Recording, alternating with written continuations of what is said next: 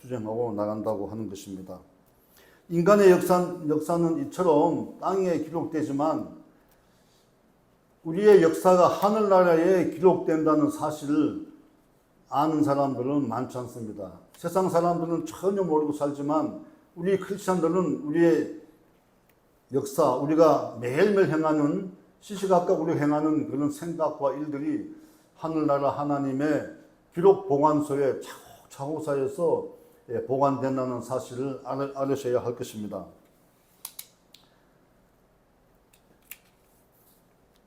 영국의 저명한 역사학자 아놀드 토인비는 역사는 도전에 대한 음전이라고 했습니다. 우리는 매일 환경의 도전을 받고 살아갑니다. 매일매일 무엇을 먹을까, 무엇을 입을까, 무엇을 마실까 염려 근심하며 살아가게 되는 것입니다. 또 어떤 직업을 택할까, 어디서 살까, 우리 자녀들은 어떻게 교육시킬 것인가, 그것을 염려하고 걱정하게 됩니다. 이런 문제는 인간의 삶에 매우 중요합니다.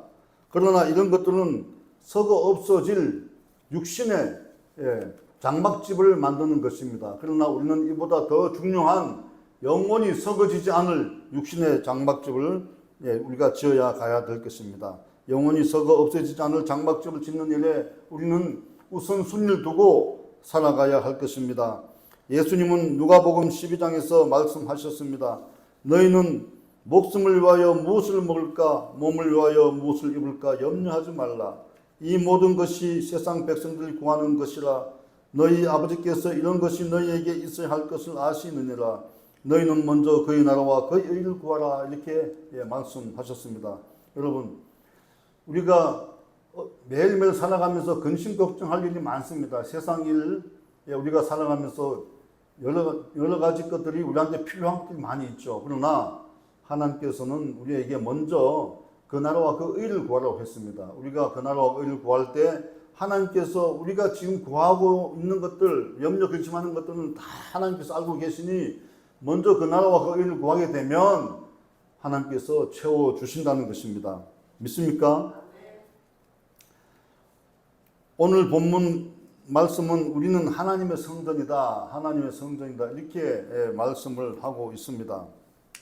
이스라엘 백성이 출애굽하여 광야에서 40년 동안 살아갈 때에 그들을 인도하신 분은 바로 하나님이십니다.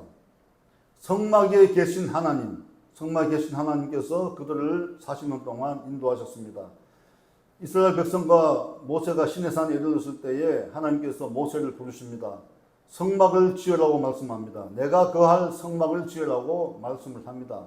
그랬더니 이제 모세가 성막을 짓기 위해서 여러 사람들 불러서 성막을 짓게 됩니다. 하나님께서 지시하신 그 모양대로 또 무엇이 어떤 재료가 들어가야 되는지 그런 걸 다 받아 적어서 성막을 짓게 됩니다. 성막을 지으니까 하나님의 영이 성막에 충만하더라 이렇게 성경은 기록하고 있습니다.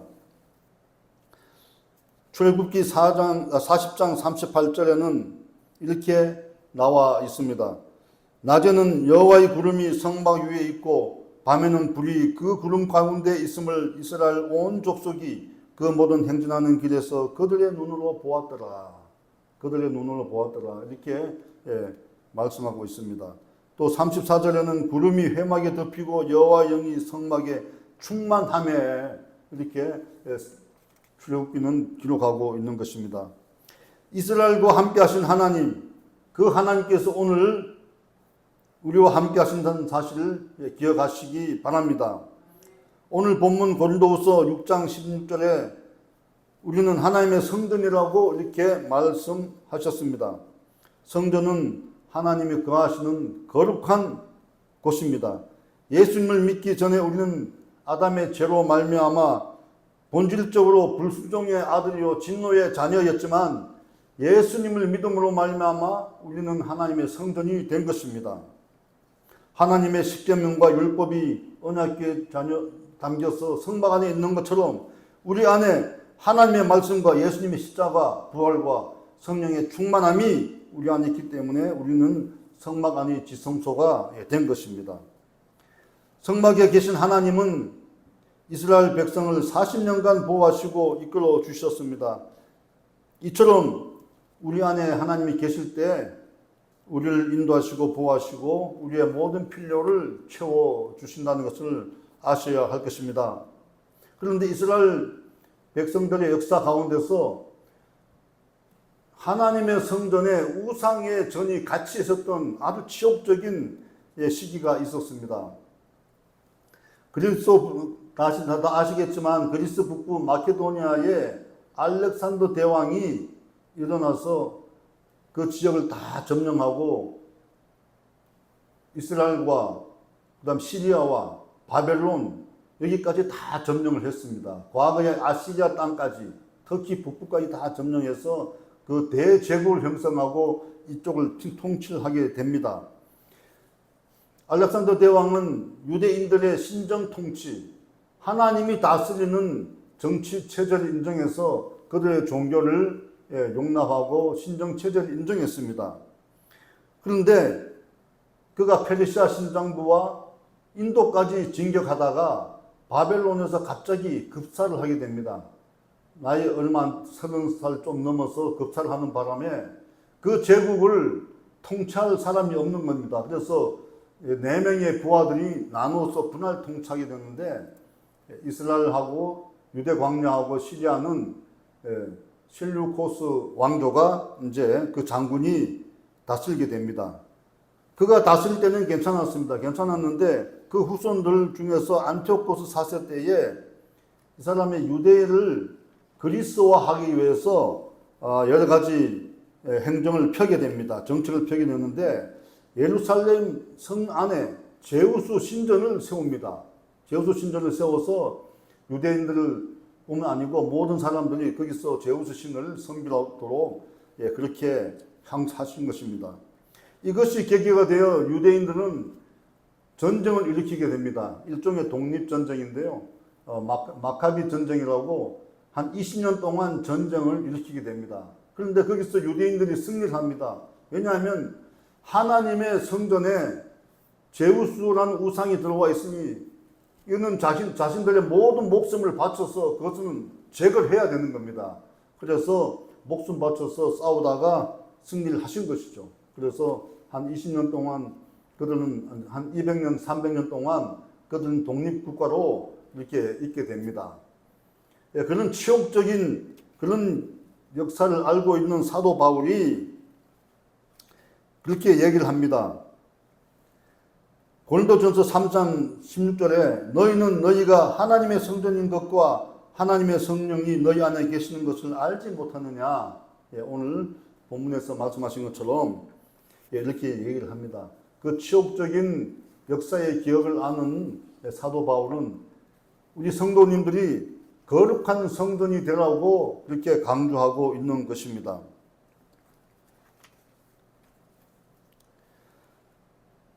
에베소서 2장 20절에서 22절에 보게 되면 너희는 사도들과 선지자들의 터 위에 세우심을 입은 자라 그리스도 예수께서 친히 모퉁이 돌을 되셨느니라. 그의 안에서 건물마다 서로 연결하여 주 안에서 성전이 되어가고 너희도 성령 안에서 하나님의 거하실 처소가 되기 위하여 그리스도 예수 안에서 함께 지어져 가느니라고 말씀하셨습니다. 여러분, 세상 살아가면서 우리는 다 모든 사람들과 연결되어 있습니다. 또 하나님과 우리와 기도 관계 속에서 성령께서 연결시켜 주고 계십니다.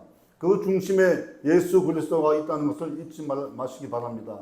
또 교회 안에서 같은 교인이지만은 또 다른 생각을 갖고 있는 분들이지만 다 예수 그리스도 안에서 하나로 연결돼서 그리스도의 장성한 분량까지 우리가 만들어져 가는 것입니다. 인격이 형편없던 사람들도 교회 와서 하나님의 말씀을 듣고 또 교제하면서 인격이 새롭게 되고 완성되어 가는 것을 우리가 보게 됩니다. 성도 여러분, 저와 여러분은 하나님의 성전인 우리의 몸과 마음을 영원히 썩지 않을 장막집을 위해 채워나가야 합니다. 성전의 돈과 우상과 교만의 우상과 거짓의 우상과 또 부정한 생각의 우상, 분노와 좌절과 실패의 아픈 그런 우상들을 다 제거시키고 오직 하나님 중심, 예수님 중심의 그런 영원한 썩어지지 않은 장막집을 우리가 세워져 나가야 할 것입니다. 하나님의 성전에 하나님보다 더 앞서 그 어떤 것도 두지 말라는 것이 오늘 우리에게 주시는 하나님의 음성임을 믿으시기 바랍니다. 우리가 하루 종일 무엇을 먹을까 무엇을 입을까 염려하며 시간을 다 보내지 말고 하나님의 성전인 우리의 몸과 마음에 하나님이 거하실 수 있도록 시간과 노력을 기울여야 할 것입니다. 기도하고 말씀 읽고 그 말씀을 삶으로 살아내는 그런 시간과 노력이 우리에게 필요하다는 것입니다. 저는 교회를 개척하면서 명함을 어떻게 새길 것인가 고민하면서 기도를 했습니다. 내쓸 것도 없으니까 명함에다가 이렇게 새겨야 되겠다 하는 기도 중에 그런 마음이 들어왔습니다. 그것은 뭐냐면 모든 사람들이 근본적으로 자기의 존재적 문제가 있습니다. 근본적으로 생각하는 내가 어디에서 와서 왜 살며 무엇을 하고 어디로 가야 되는가 그런 근본적인 문제를 생각하게 됩니다. 그래서 그 근본적인 문제를 명함대에다 놓고 그들이 내가 새롭게 살아야 되겠다는 그런 마음을 느끼면서 예수님께 돌아와서 예수님을 믿는 그런 기회를 주자고 명함에다 새겼습니다. 어떻게 새겼냐면 하나님은 당신을 사랑하십니다. 당신은 어디에서 와서 왜 살며 어디로 가고 계십니까? 혹시 삶의 문제에 지쳐 있습니까? 인생의 목적과 방향에서 방황하고 있습니까? 예수님을 믿으십시오. 길요 진료 생명이신 예수님을 통해서 당신의 삶이 변화됩니다. 달라집니다. 할렐루야. 제가 명함을 많이 뿌렸는데 그 명함을 받고 연락 온 사람은 별로 없습니다. 별로 많지 않고 결국은 그 명함을 뿌렸지만 뿌린 사람들하고 계속 지속적으로 관계를 하고 관계하지 않으면 대화하지 않으면 이분들이 읽고 그냥 생각만 하고 행동에 옮기지 않는다는 것을 제가 깨달았습니다. 그래서 혹시 여러분들도 한 사람을 전도하겠다 마음 먹고 있으면 계속 지속적으로 그 사람과 접촉하고 그분을 주님께로 인도해야 될 것입니다. 사람들에게 인류의 조상은 누구냐고 물어봅니다. 우리의 조상, 우리 인류의 조상은 누굽니까? 물어보면 사람들 다 잘 대답을 하지 못합니다. 세상 사람들은 자기 조상, 우리 한국 사람들은 단군 조상이라고 얘기를 하고 있습니다. 진화론자들, 또 진화론 교육을 받은 사람들은 단세포 동물인 아메바가 우리 조상이 아닌가? 또 원숭이가 우리의 조상이 아닌가? 이렇게 확신을 갖지도 못하면서 얼버무리면서 대답을 합니다. 그런데 여러분, 사람은 하나님께서 흙을 빚어 만드신 후에 코에 생기를 불어넣어서 생명이 되게 하셨습니다. 흙이 하나님의 입김이 들어가 살아있는 영이 되게 하셨습니다. 그렇게 하나님은 인류의 조상 아담을 창조하신 것입니다. 하나님의 영이 우리 안에 있을 때에 우리의 육신은 하나님의 성전이 되는 것을 잊지 말아야 할 것입니다. 사도 바울은 고린도 교회에 이교 문화가 들어와서 예배의 질서를 흐트리고 성도님들이 육체의 정욕을 위해서, 육체의 쾌락을 위해서, 또 육신의 장막집을 위해서 시간을 보내고 노력한다는 그런 소식을 들었습니다. 신앙적으로 흔들리고 도덕적으로도 문제가 있다는 소식을 들은 것입니다. 그래서 고린도 전서를 써서 디도 편에 고린도 전서를 고린도 교회에 보냅니다. 그런데 막상 고린도 교회에 도착한 디도가 본 것은 바울한테 대적하는 거짓 선지자가 나타나서 예배를 어지럽히고 도덕적 타락을 붙이고 있었던 것입니다.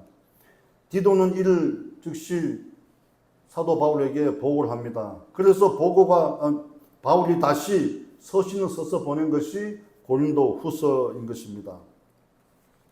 고린도는 원래 고대부터 상업이 굉장히 발달한 도시입니다. 그러다 보니 각지에서 온 여러 사람들이 모여서 살게 됩니다. 술집이 생겨나고 도박도 생겨나고 여러 가지 문제가 많은 그런 도시였습니다. 이교 문화가 세상에 깊숙이 뿌리 내려서 세상 풍조에 교인들도 젖어들기 시작했던 것입니다. 그러다 보니 예배의 질서가 흐트러지고 사람들은 세상 사람들과 마찬가지로 육신의 정욕을 위해서 시간을 보내고 투쟁하나 했던 것입니다. 여러분, 우리는 이와 다른 길, 세상 사람들과 다른 그런 길을 가야 할 것입니다. 영원히 썩어 없어지지 않을 장막집을 짓는데 더 힘써 나가야 할 것입니다. 둘째, 아버지가 되시는 하나님에 대해서 한번 알아보겠습니다. 하나님은 하나님의 성전이 우리 가운데 거하실 때에 우리의 아버지가 되신다고 말씀하셨습니다. 아브라함의 하나님, 이삭의 하나님, 야곱의 하나님, 그 하나님이 오늘 우리의 하나님이 되신다는 것을 믿으시기 바랍니다. 영적 이스라엘인 성도님들도 모두 다 하나님의 백성이 되시고 하나님은 우리의 아버지가 되십니다. 그 하나님이 우리 안에 두루 행하여서 우리의 하나님 되시고 우리는 그의 백성이 되는 것입니다. 레위기 26장 12절 우리 다 같이 합독하도록 하겠습니다. 나는 너희 중에 행하여 너희의 하나님이 되고 너희는 내 백성이 되리라. 아멘. 또 에스겔 37장 27절에서도 하나님은 이렇게 말씀하고 계십니다. 내 처소가 그들 가운데 있을 것이며 나는 그들의 하나님이 되고 그들은 나의 백성이 되리라. 아멘. 하나님이 우리 중에 행하신다는 것은 우리를 위해서 일을 하신다는 것입니다. 우리를 형통한 복으로 인도하신다는 것입니다. 우리의 산성이 되신다는 것이고 우리 안에 계신 하나님이 우리를 위해서 모든 일을 행하신다는 것입니다. 만약에 우리 안에 하나님이 계시지 않는다면 이 하나님께서 말씀하시는 것은 우리 안에 없을 것입니다. 우리 가운데 없을 것입니다. 그러나 하나님 우리 안에 계신다면 그 어떤 고난과 환난이 우리에게 다가오더라도 우리는 걱정할 것이 없게 됩니다. 어떤 대적이 다가와도 걱정할 것이 없습니다. 왜냐하면 하나님께서 대신 싸워주시기 때문입니다. 다윗은 사무엘로부터 왕으로 기름 부음 받았습니다. 그런데 바로 왕이 되지 못하고 굉장한 많은 고난을 받았습니다. 15년 가까이 광야에서 죽음을 피해 도망 다녀야 했습니다. 사울이 자기를 죽이려고 할 때에 그를 피해서 다녀야 했고 자신을 죽이려는 사울 왕을 피해 한 번은 10광야에 숨어 있을 때에 다윗의 사울의 아들 요나단이 너무나 답답해서 밤에 몰래 다윗을 찾아옵니다. 그러면서 그를 격려하고 위로합니다. 하나님께서 지켜주실 것이라고 위로하고 떠나가게 됩니다. 그런데 10광야 사람 중에 한 사람이 다윗이 있는 곳을 알았습니다. 그래서 다윗이 어디 있는지 그 위치를 사울 왕에게 알려줬습니다. 사울 왕은 군사를 동원해서 다윗을 포위하고 다윗을 치려고 올라갈 때에 그때 마침 전령이 와서 사울 왕에게 말을 합니다. 블레셋 군인들이 우리 땅을 침략했습니다. 사울은 할 수 없이 블레셋과 맞서 싸워야 했길래 다윗을 그냥 두고 돌아가게 됩니다. 하나님께서 다윗을 그렇게 보호하시는 겁니다. 이뿐만 아니라 수많은 고난과 고통을 당하실 때도 대적 가운데 있을 때도 하나님께서 그를 붙드시고 인도해 주신 것입니다. 다윗은 그래서 시편 139편 9절에서 10절에 이렇게 고백을 합니다. 다 같이 합독하겠습니다. 내가 새벽 날개를 치며 바다 끝에 가서 거주할지라도 거기서도 주의 손이 나를 안위하시며 주의 손이 나를 붙드시리로다. 아멘. 우리 안에 거하시는 하나님은 우리가 일어서고 앉는 것을 멀리서도 다 알고 계십니다. 우리의 생각을 밝히 아십니다. 그런 하나님이십니다. 우리의 기도를 들어주시고 피할 바위가 되시고 산성이 되어 주십니다. 매일 우리에게 생명을 주시고 놀라운 일을 행하십니다. 물된 동산같이 물이 말리지 않게 해주십니다. 그 하나님이 오늘 우리의 하나님이 되심을 여러분 잊지 말아야 할 것입니다. 그러므로 하나님의 성전인 성도 여러분은 언젠가는 죽음에 이르러 육신의 장막을 벗어버리면 생명이 없는 거룩만 남는 장막집에 오른할 것이 아니라 영원히 썩지 않을 장막집, 죽어서 들어갈 천국의 장막집을 위해 치열하게 살아가시길 축원합니다. 이를 위해서 우리는 사탄의 유혹에 빠지지 않기 위해서 늘 깨어서 기도하는 습관을 가져야 합니다. 하나님의 말씀으로 평안의 신발을 신고 성령의 검을 들고 믿음의 방패를 들고 전진해 나가야 할 것입니다. 기독교 초기 신학의 아버지라 불리는 성 어거스틴은 10대에 아주 방탕한 생활에 빠진 적이 있습니다. 하지만 그는 성경을 읽고 회심하여 위대한 교부요, 위대한 신학자로 기독교 신학을 정립하는 데 큰 공헌을 했습니다. 그는 354년 북아프리카 다가스테에서 태어났습니다. 지금의 알제리입니다. 좀 화면이 뜨고 있는데 잘 안 보이네요. 지금 알제리에서 태어났습니다. 그런데 아버지가 교육에 관심이 많아서 그가 11살 되던 때에 고향에서 35km 남쪽을 떨어져 있는 마다우라라는 도시로 가서 공부를 하게 합니다. 그런데 갑자기 아버지 사업이 어려워졌습니다. 그래서 4년 만에 유학생활을 그만두고 집으로 돌아왔습니다. 그 후 10대 후반에 카르타고에 가서 수사학을 공부했습니다. 카르타고 하면은 한니발 장군으로 유명한 곳입니다. 로마와 싸움을 해서 알프스까지 진격했던 한니발 장군이 카르타고의 장군이었던 것을 우리는 기억하고 있습니다. 카르타고에 가서 수사학을 공부하는데 선천적으로 말재주가 있고 달변가 있던 것 같아요. 그러다 보니까 친구들도 많고 술집에 전화를 걸게 되고 그렇게 해서 타락했던 것 같습니다. 이때 술집 여자와 동거해서 아이를 낳는 그런 방탕한 생활을 했습니다. 한때 기독교 이단 종파인 만유교에 빠져서 방황하기도 했습니다. 그런데 이 어머니의 기도가 참 위대합니다. 어머니 모니카가 끊임없이 아들을 위해서 기도하고 기도해서 그는 방탕한 생활을 끊고 당대 유명한 주교인 암브로시 밑에서 공부를 하고 384년도에 나이 30세의 이탈리아 북부 밀라노에 있는 황실 학교에 가서 수사 교수가 됩니다. 그런데 늘 방탕했을 때의 그 죄 지은 것들, 그리고 아들에 대한 그리움, 이런 것 때문에 늘 죄책감에 시달립니다. 죄책감에 시달리는데 하루는 그가 교수실에서 과거에 지은 죄를 회개하면서 기도 중에 갑자기 밖에서 아이들이 떠드는 소리가 들립니다. 아이들이 노래하는 소리가 들립니다. 어떤 소리인가 하면 톨레레게라는 이렇게 아이들 노래하는 소리가 들립니다. 집어서 읽어라는 그런 소리였습니다. 그는 이 노래가 들리자 마치 하나님께서 성경을 집어서 읽으라는 음성으로 들렸다고 합니다. 그래서 성경을 들고 펼쳤는데 로마서 13장 13절에서 14절 말씀이 눈에 확 들어왔다고 합니다. 우리 다 같이 한번 합독합시다. 낮에와 같이 단정히 행하고 방탕하거나 술 취하지 말며 음란하거나 호색하지 말며 다투거나 시기하지 말고 오직 주 예수 그리스도로 옷을 입고 정욕을 위하여 육신의 일을 dom하지 말라. 할렐루야. 아멘.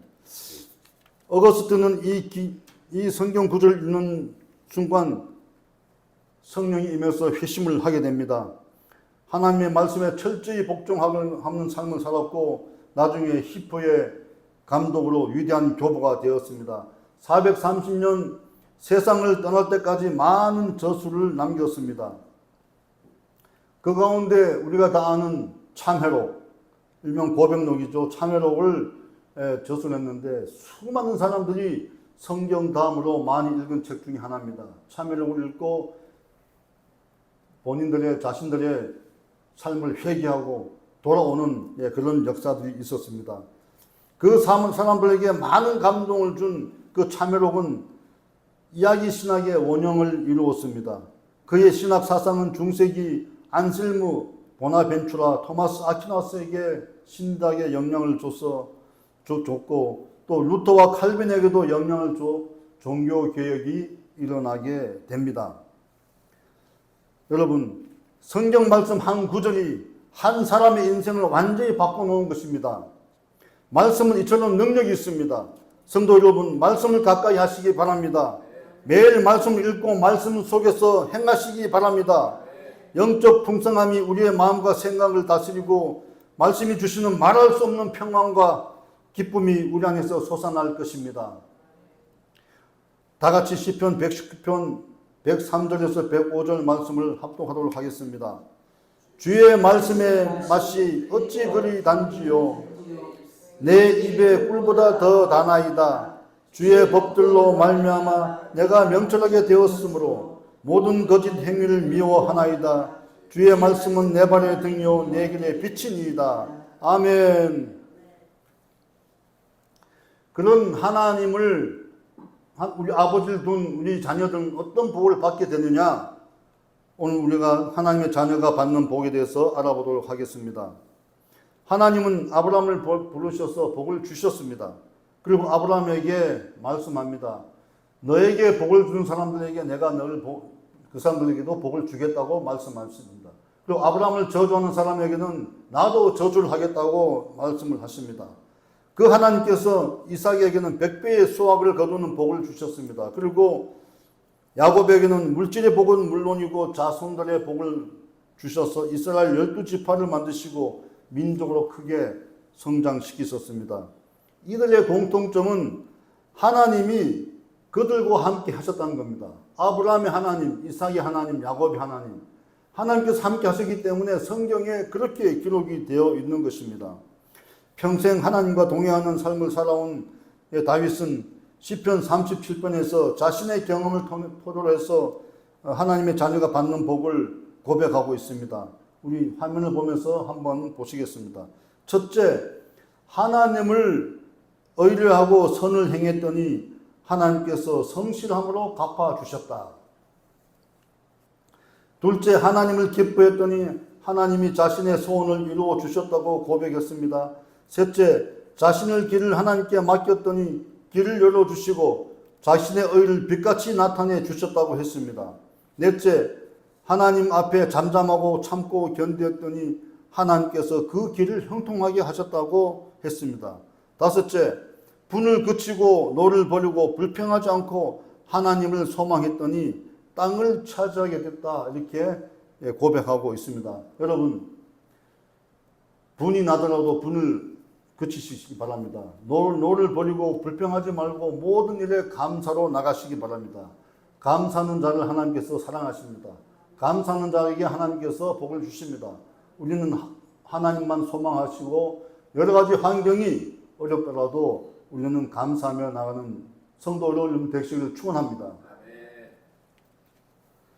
저는 지난 3월 20일 날 세계 행복의 날을 맞아서 글로벌 리딩 마켓 리서치 업체인 입소스가 세계 143개국을 대상으로 행복 지수를 조사해서 발표를 했습니다.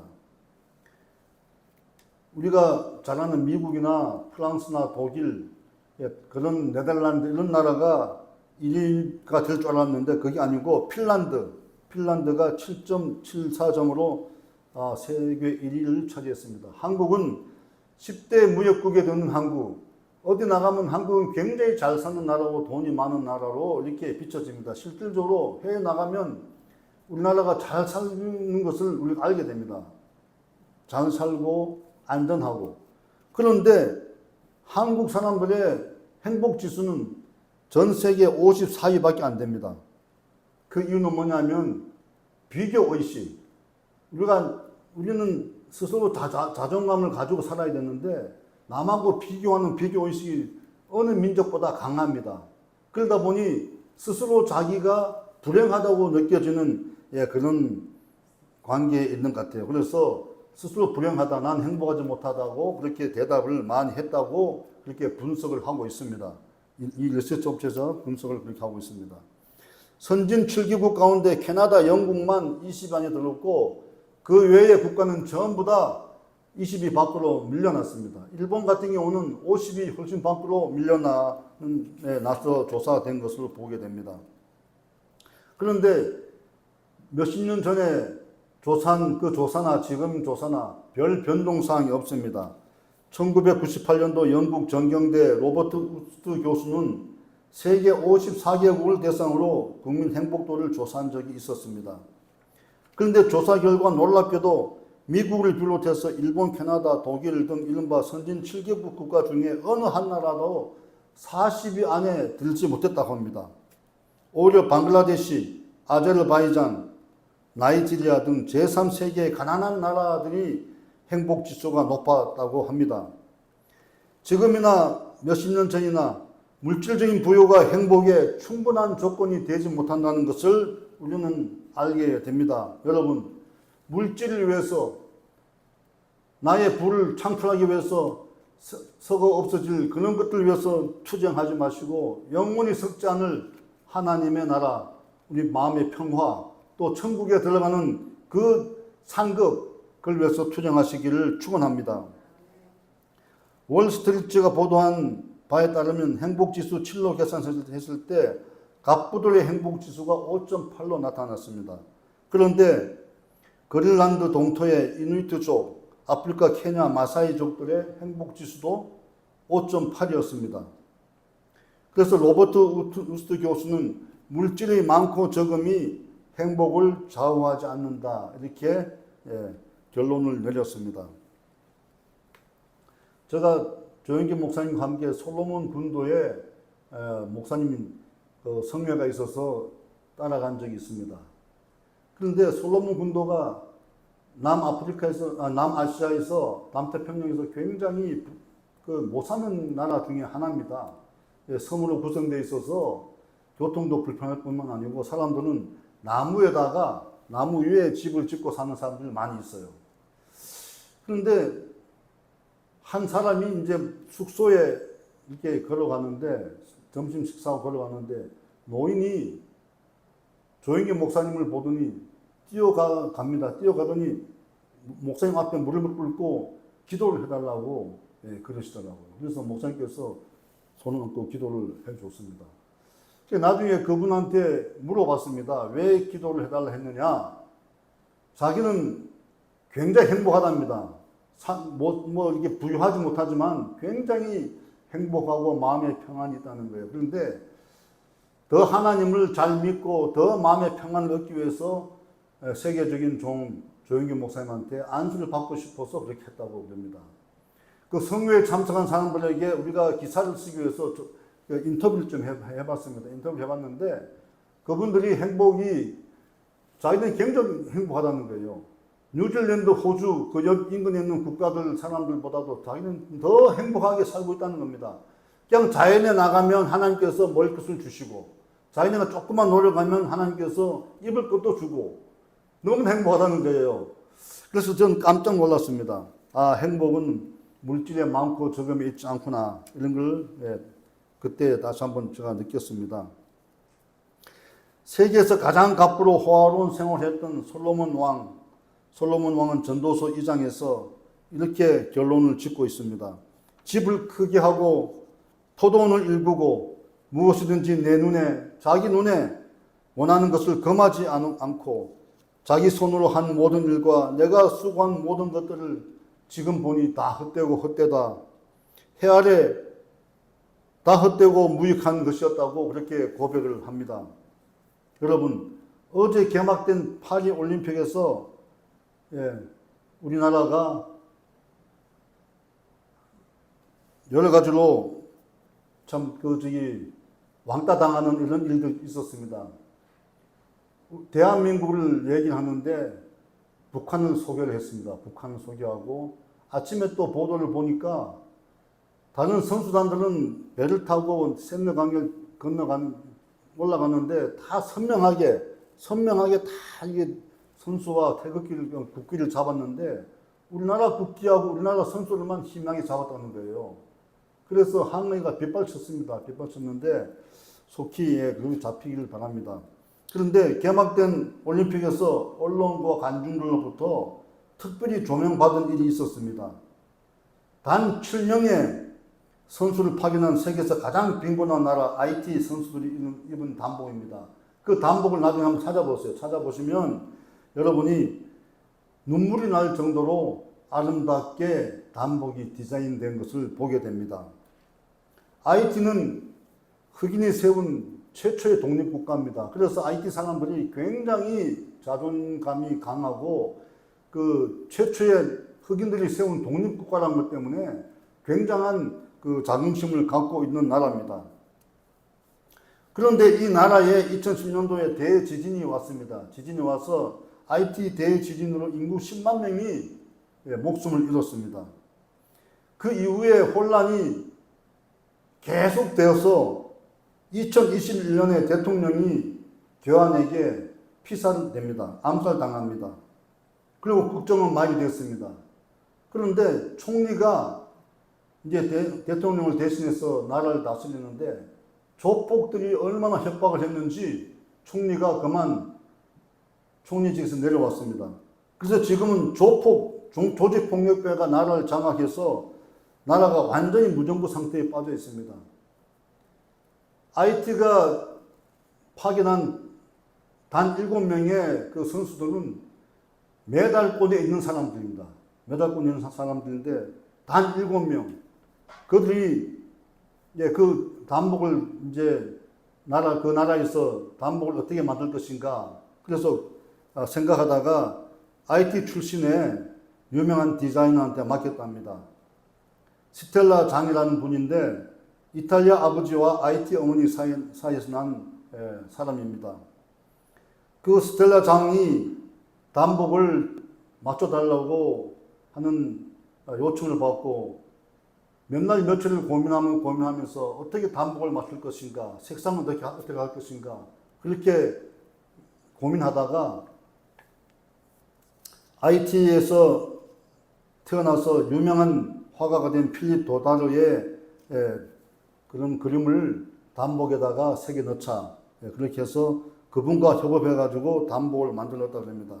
단복을 만들면서 그는 찬란한 독립의 역사를 가진 IT가 현재 시련을 딛고 국민 모두가 민족의 정체성을 다시 확립하여 성공적으로 재건되기를 소망하면서 디자인했다고 인터뷰에서 밝혔습니다.